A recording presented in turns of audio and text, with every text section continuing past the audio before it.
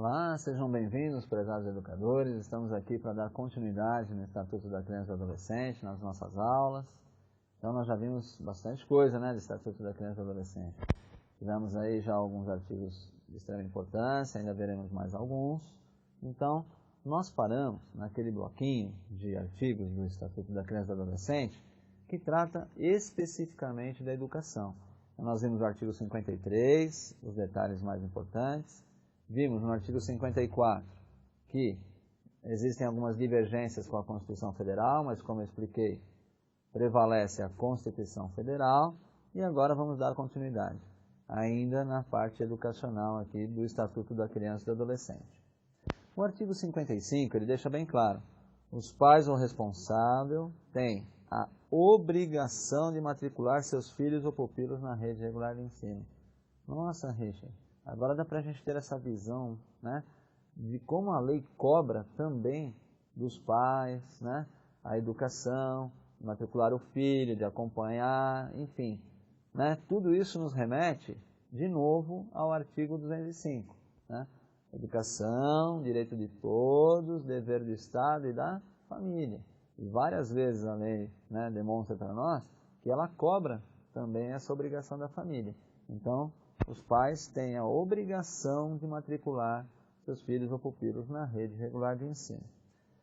O artigo 56 é uma situação direcionada aos dirigentes de escola. Então, nós vimos agora há pouco, na aula anterior, que existem os casos de maus tratos que devem ser comunicados ao conselho tutelar. Então, se ocorreu lá no âmbito escolar, claro, a professora que tem ali a situação, ela que vai se deparar com a situação, e ela leva à direção da escola para que sejam adotadas as providências legais cabíveis. Principalmente no intuito visando o quê? A proteção integral da criança e do adolescente. Não esqueçam isso. Tenho certeza que vocês vão se lembrar dessa frase lá na hora do concurso. Proteção integral da criança e do adolescente. Então, lembrando, qualquer questão voltada para criança e adolescente, se eu lembrar disso, vai facilitar a minha resposta. E aqui não é diferente. Ele direciona uma situação para os dirigentes de escola. Então vamos lá. Os dirigentes de estabelecimentos de ensino fundamental comunicarão ao conselho tutelar os casos de maus tratos envolvendo seus alunos. Lembram dos maus tratos? Tem que ser comunicado ao conselho tutelar. Lembrando da nossa aula, só quando eu tenho certeza? Não, Lembram do artigo 13? Façam a lembrança aqui do artigo 13 do Estatuto da Criança e do Adolescente. Os casos de suspeita ou confirmação de maus tratos deverão ser levados obrigatoriamente ao conselho tutelar. E não é diferente aqui para os dirigentes. Reiteração de faltas injustificadas e evasão escolar, esgotados os recursos escolares e elevados níveis de repetência. Ou seja, nessas circunstâncias, os dirigentes deverão comunicar ao conselho tutelar. Peraí, não entendi, Richard. Aqui está dizendo que eles são obrigados? Sim, comunicarão. A lei é incisiva, Eles são obrigados a comunicar ao conselho tutelar. Até porque nós veremos que, quanto às faltas, nós temos um assunto de extrema importância que será abordado lá na Lei de Diretrizes e Bases da Educação Nacional, na nossa LDB. Sobre faltas, como funciona isso, como tem que ser levado. E lá nós veremos que não é levado apenas ao conselho tutelar. Dependendo o número de faltas, nós veremos que tem que ser levado ao conselho tutelar, ao juiz da vara da infância e da juventude e ao Ministério Público. Mas, por enquanto, aqui no Estatuto da Criança e do Adolescente, precisamos lembrar que os dirigentes comunicarão ao conselho tutelar os casos de maus tratos, reiteradas faltas e elevados níveis de repetência. Então vamos ao próximo artigo. 57. O poder público tem que estimular pesquisas, experiências, novas propostas relativas a calendário, seriação, currículo, metodologia, didática e avaliação, com vistas à inserção de crianças e adolescentes excluídos. Ora, vejam, a lei está pensando nas pessoas que não têm oportunidades, ou seja, os excluídos, para que eles possam estar também na educação. Então, o que a lei está dizendo aqui? Ela está determinando que o poder público tem que estimular. pesquisas, experiências, novas propostas, enfim, mudando o calendário, seriação, currículo, não importa. Tem que fazer tudo dentro da legalidade, mas com vistas ou com o intuito, com o objetivo de trazer os excluídos também para a educação, para que eles possam ter esse direito assegurado. 58.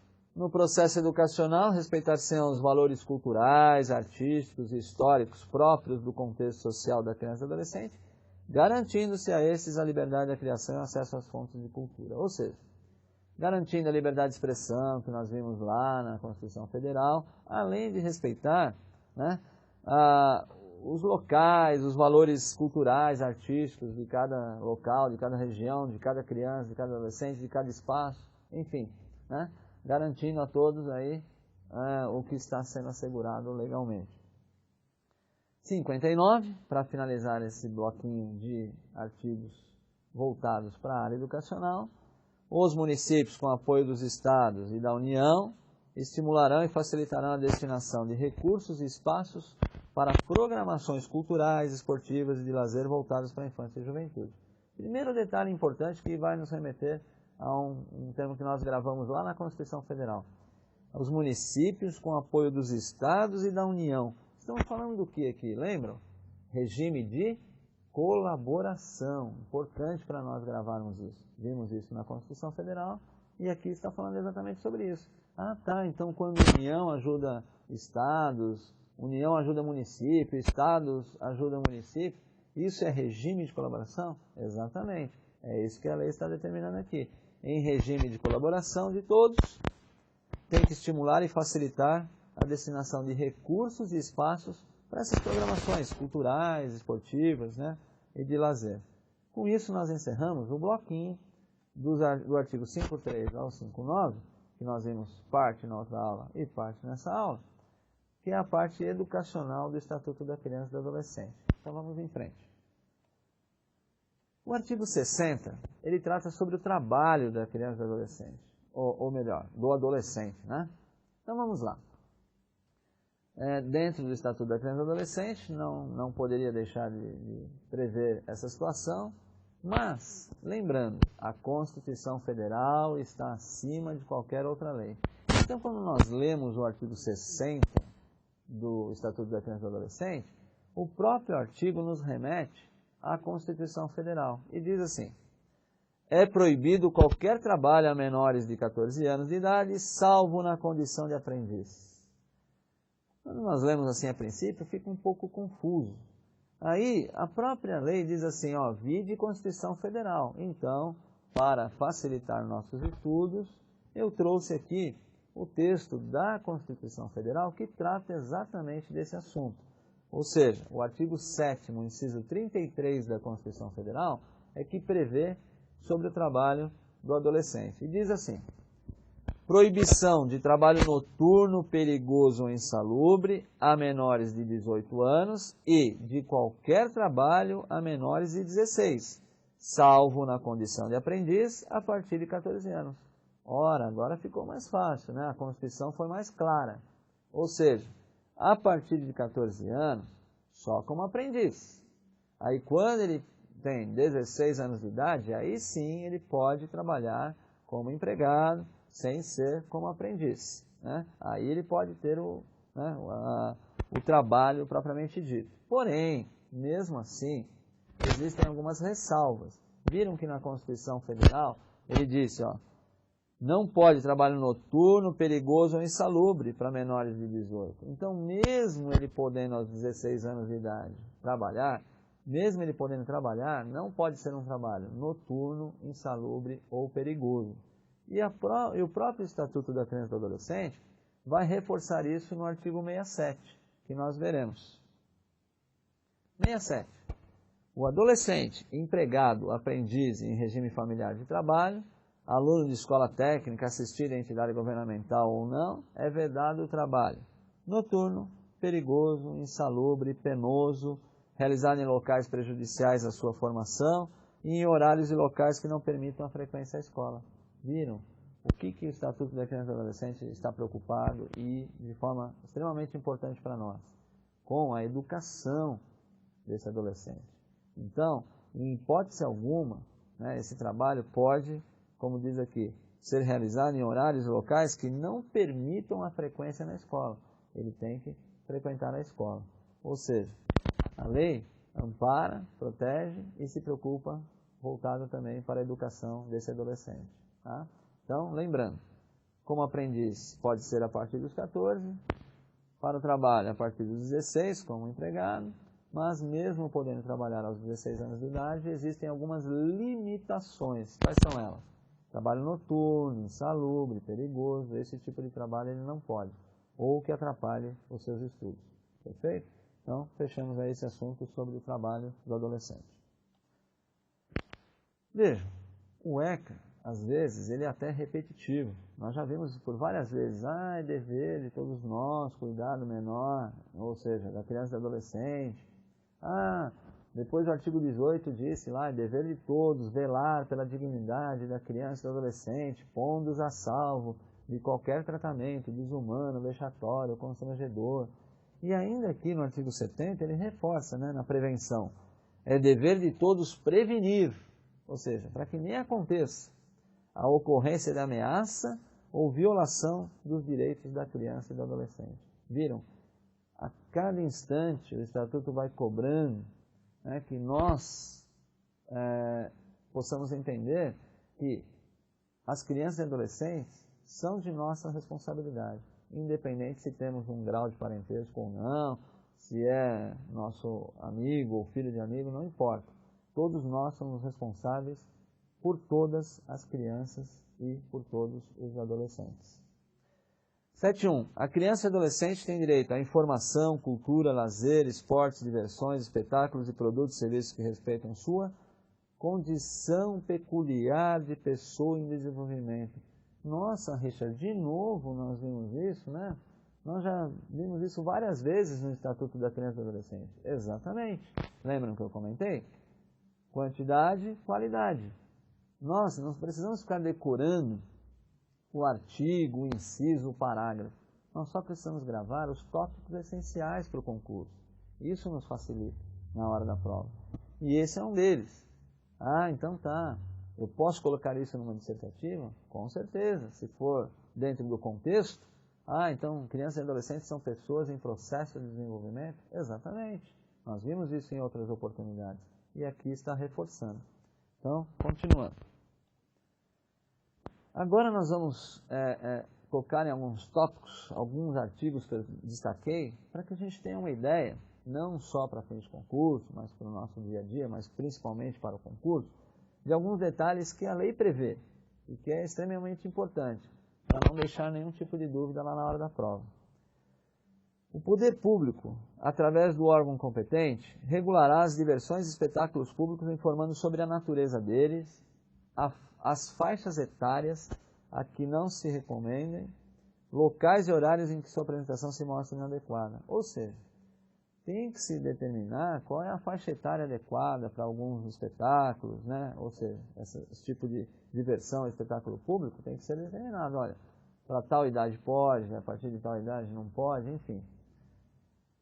76. Olha que interessante esse artigo. As emissoras de rádio e televisão somente exibirão no horário recomendado para o público infanto-juvenil, né, programas com finalidades educativas. Bonito isso, né? Bacana essa lei. Ou seja, ela está prevendo agora. É o que eu disse em outras oportunidades. Teoria, prática. Nós precisamos nos ater na teoria. É isso que seremos cobrados na hora do concurso. 7.8. Um outro detalhe importante aí, para nós lembrarmos se está sendo cumprido no dia a dia. As revistas e publicações contendo material impróprio ou inadequado a crianças e adolescentes deverão ser comercializadas em embalagem lacrada. Quando eu digo em lembrarmos de situações do dia a dia, eu não estou fugindo ao meu foco, né? O nosso foco aqui é o concurso, não tenho dúvida disso. É que a minha preocupação são algumas diferenças que possam ocorrer entre teoria e prática. E às vezes nós lembramos de alguma situação da prática que não coincide com a lei. E na hora da prova, na hora do concurso, se somos questionados a respeito, a gente acaba balançando, ou seja, fica em dúvida, né? Fala assim, poxa vida, será que é assim mesmo? Será que isso está previsto? Porque às vezes na prática não acontece exatamente assim, né? Então essa é a minha preocupação, que a gente tenha em mente o que está previsto, o que está escrito. E é isso que vale na hora do concurso, não tenham dúvida. As revistas e publicações destinadas ao público infanto-juvenil não poderão conter ilustrações, fotografias, legendas, crônicas ou anúncios de bebidas alcoólicas, também é importante, ou de tabaco, armas e munições, né? Então essas revistas voltadas para o público infanto-juvenil não podem ter esse tipo de publicidade. O que mais? Importantíssimo para nós, um assunto que está no momento aí, bebida alcoólica para crianças e adolescentes. Vejam, o que está aqui no artigo 81 não foi previsto agora, está desde 1990 aqui no artigo 81. Né? E, felizmente, hoje nós temos uma publicidade mais intensa a respeito de inibirmos esse tipo de situação, ou seja, para que não tenha nenhum acesso da criança e do adolescente à bebida alcoólica, principalmente aqui nesse item. Então, olha o que diz a lei.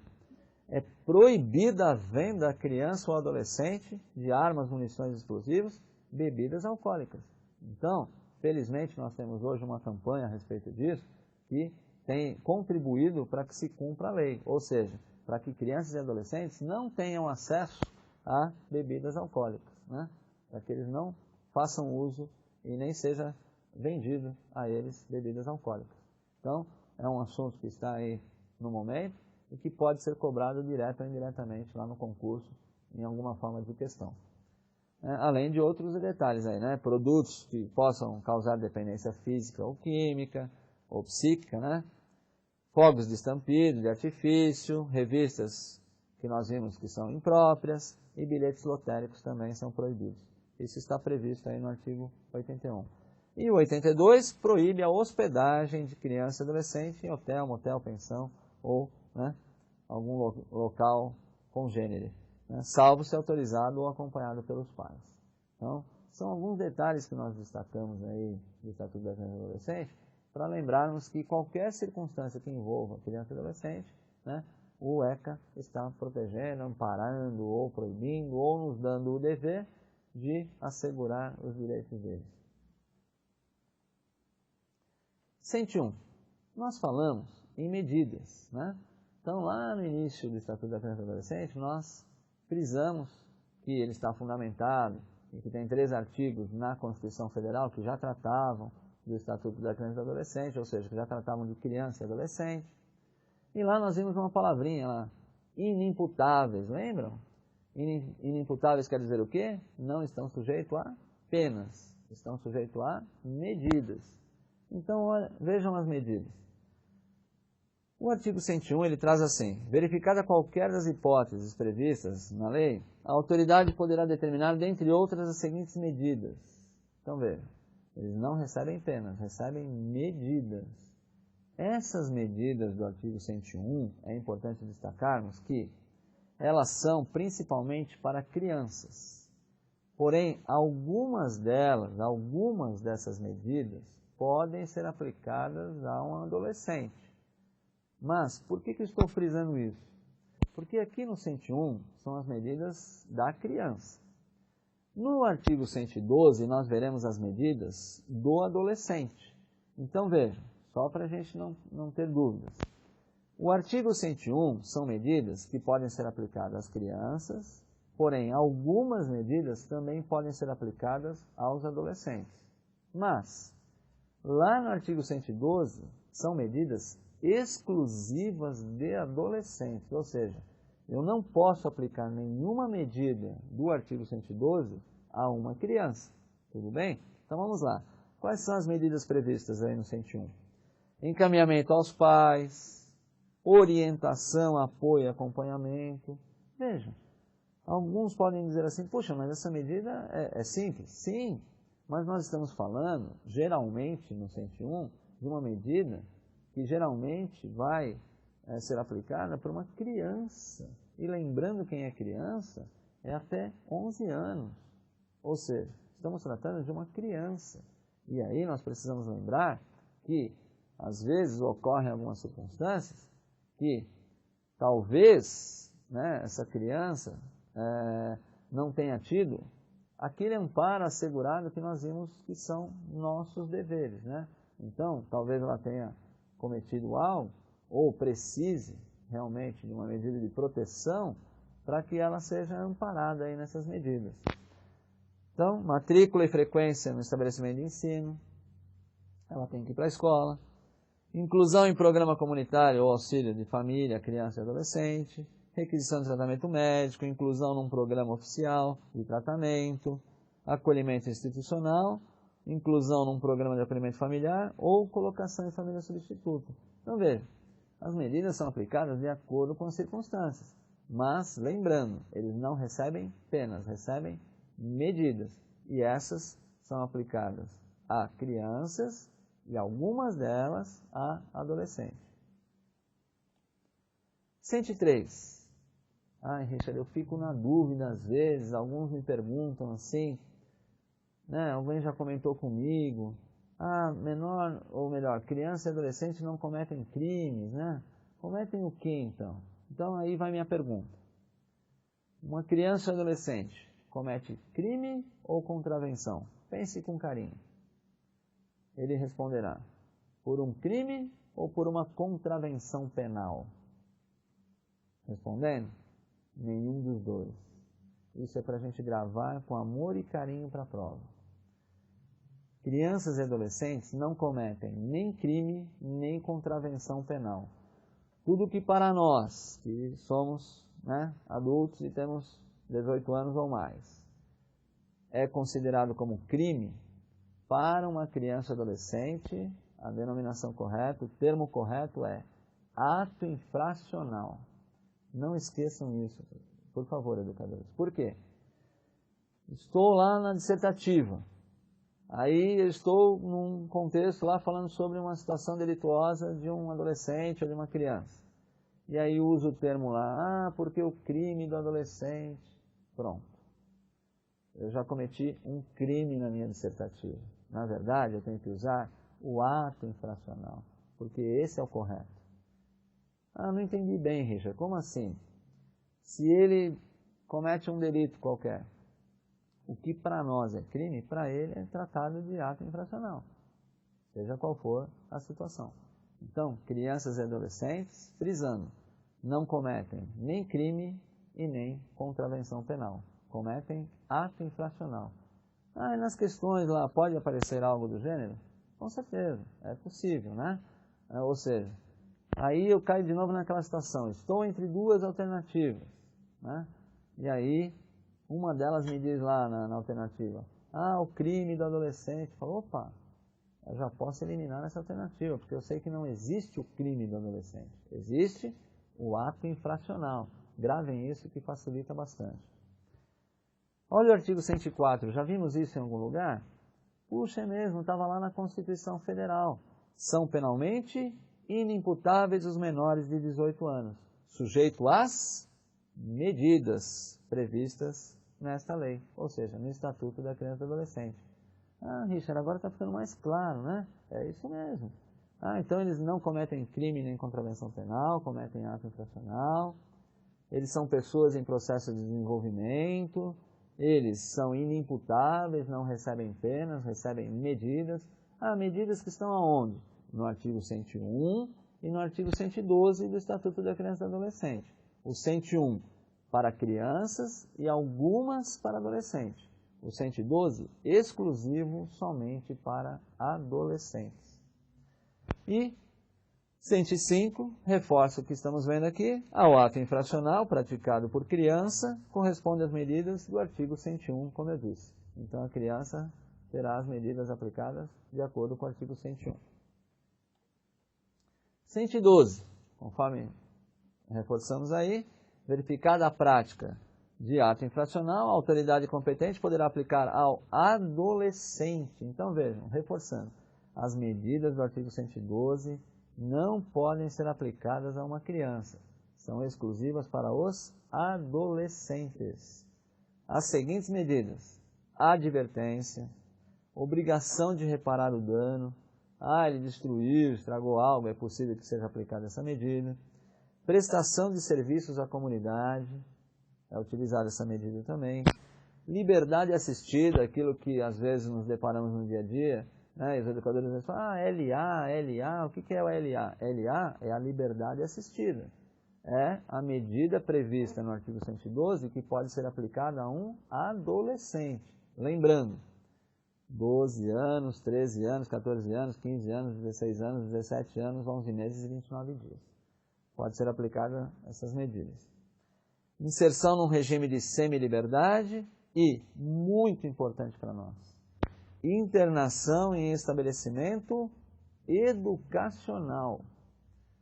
Ah, Richard, eu não entendi bem. Então, a Fundação Casa é um estabelecimento educacional? Sim, é um estabelecimento educacional. E isso é importante para que nós possamos guardar para a prova. Ou qualquer uma das previstas no artigo 101, de 1 a 6. Lembram que eu disse? No artigo 101 tem algumas medidas que podem ser aplicadas ao adolescente, mas as medidas do 112, nenhuma pode ser aplicada a uma criança. Tudo bem? E aí vem alguns detalhes aí, que a medida aplicada ao adolescente leva em conta a sua capacidade, as circunstâncias e a gravidade do que ele fez. E aí sim, pode ser aplicada uma dessas medidas. Lembrando, se ele praticou o ato infracional, agora nós já sabemos, não podemos falar, o adolescente praticou o crime, em hipótese alguma. Né? Então, se ele praticou o ato infracional aos 17 anos e, digamos que receba uma medida de internação no estabelecimento educacional, uma medida de 2 anos, ele vai entrar com 17 anos lá na internação e vai sair com 19. E aí ele se ampara naquela exceção que nós vimos no parágrafo único do artigo 2º do Estatuto da Criança e do Adolescente. Tudo bem? É só relembrarmos aquela aula. Então, para finalizar as medidas aí, a lei foi tão sábia que ela trouxe medidas para a criança, medidas para o adolescente e medidas para os pais ou responsáveis. Então, o artigo 129 foi voltado exatamente para isso. Veja, as medidas aplicáveis aos pais responsáveis, quais são? Primeiro, encaminhamento a um programa oficial de proteção à família. Às vezes o problema não é a criança nem o adolescente, e sim os pais. Então, a Vara da Infância e da Juventude, dependendo das circunstâncias, em alguns casos o próprio Conselho Tutelar, tem o poder de aplicar algumas medidas, no sentido, claro, de manter a instituição da família e adotar as medidas cabíveis aí para os pais, quando necessário. Inclusão num programa comunitário de auxílio e orientação para quem necessite aí de alcoólatras. Encaminhamento a um tratamento psicológico ou psiquiátrico, às vezes é necessário. Encaminhamento aos cursos e programas de orientação. Vejam, esse item, o 5 aqui, é de extrema importância para nós. De novo, a lei está cobrando dos pais a obrigação para com a educação. Olha o que diz. Obrigação de matricular o filho ou pupilo, acompanhar sua frequência e aproveitamento escolar. Ela não só cobra de matricular, como acompanhar a sua frequência e o aproveitamento escolar. Veja, se chegar alguma denúncia ou um comunicado ao Conselho Tutelar ou à Vara da Infância e da Juventude que aquela criança está fora da escola ou que os pais não estão cuidando adequadamente, não está frequentando, ou os pais não acompanham o aproveitamento escolar ou a frequência da criança, o Conselho Tutelar e a Vara da Infância e da Juventude, em conjunto, podem agir e aplicar uma medida para que os pais sejam obrigados a fazer a matrícula e, se já fizeram, que acompanhem a frequência e o aproveitamento escolar. Agora gravem bem, com bastante carinho esse inciso, porque lá na Lei de Diretrizes e Bases nós vamos voltar a comentar sobre esse inciso do artigo 129 do Estatuto da Criança e do Adolescente. Quando a escola comunica as faltas cometidas, né, que o aluno teve lá no dia a dia na escola, aí nós vamos lembrar que pode ser aplicada essa medida. Então é por isso que é um conjunto de ações. A escola comunica, claro, comunica os pais, nós veremos quando que a escola comunica o Conselho Tutelar e a Vara da Infância, e quando comunicar, chegar ao ponto de comunicar, que nós veremos na LDB, o Conselho Tutelar e a Vara da Infância, quando chegar nesse momento, nós vamos relembrar que a Vara da Infância pode aplicar essa medida aos pais, dizendo: ô papai, seu filhinho não está indo para a escola, então você vai levar seu filhinho para a escola. É uma determinação legal. Obrigação de encaminhar a criança a um tratamento especializado. Pode ocorrer uma advertência para os pais, uma perda da guarda, uma destituição da tutela ou uma das situações mais graves, né? Pode ocorrer uma medida de suspensão ou destituição do poder familiar. Ou seja, a justiça às vezes é obrigada a adotar essa medida mais drástica em situações de extrema importância e extrema relevância, né? Com isso nós encerramos aqui o nosso próximo bloco, né? Terminamos aí as medidas e nos vemos na próxima aula do Estatuto da Criança e do Adolescente. Muito obrigado, bons estudos e até a próxima aula.